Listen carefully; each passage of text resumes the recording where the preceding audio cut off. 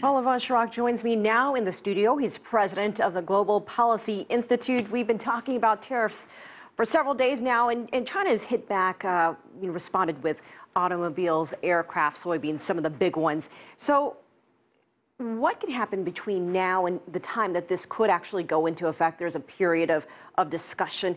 And at the end of all of it, who wins, who loses, or which side gets hurt more?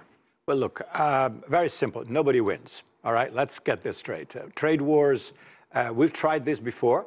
It's been done in the United States and elsewhere at different times in history, and sometimes with catastrophic outcomes. Let's think about the Smoot-Hawley tariff back at the time of the Great Depression. I don't think we want to go back there.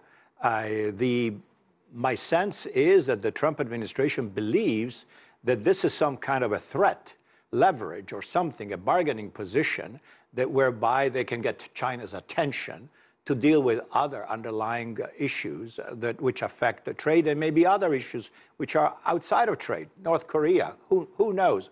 The South China Sea, who knows what they may have in mind. However, if it is tit for tat, like what we're seeing now, we're starting with the steel and aluminum, and then we go to this other list, and China counteracting, etc. The immediate impact is not disastrous because these are two enormous economies with an enormous range of trade, encompassing all kinds of items. But these are bad signs unless there is an understanding. In other words, unless the message is communicated, maybe or unofficially, maybe behind the scenes, that look, guys, we don't really mean this. We just would like to get to you to talk about other things, etc. This can turn ugly.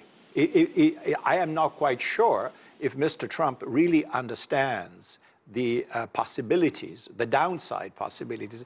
And unfortunately, and I think everybody kind of has figured this out, Mr. Trump tends to subscribe to the school of thought whereby trade has to be a zero-sum game. In other words, if I win, you lose. If you lose, I win.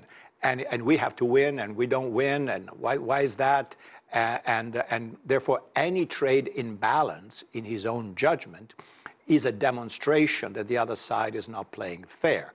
And that is simply not true. That's not correct. Mm-hmm. So if that is his frame of mind on this issue, well, there's potential downside. And we got about a minute left, but we know that the stock market, U.S. stock market, ended in the red, or began in the red this morning here, Wednesday morning. U.S. Commerce Secretary claims that China's response shouldn't affect the U.S. economy. We're down 244 right now. Is the U.S. Commerce Secretary right or wrong? He's wrong. Of course, you can't separate the two. Of course, the markets hate uncertainty. They would like to understand, they want to have a kind of a long time horizon and understand what's going on.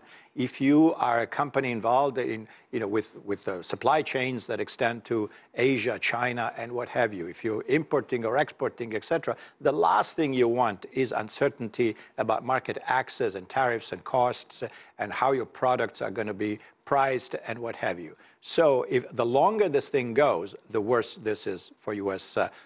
Producers, markets, exporters, and consumers, of course. Yes or no? The warning shots have been fired on both sides. Can both sides come to the table and get to consensus? Yes, they certainly can, if there is goodwill on both sides. All right, Paolo von Schirach, we appreciate it. Thank you so much for joining us.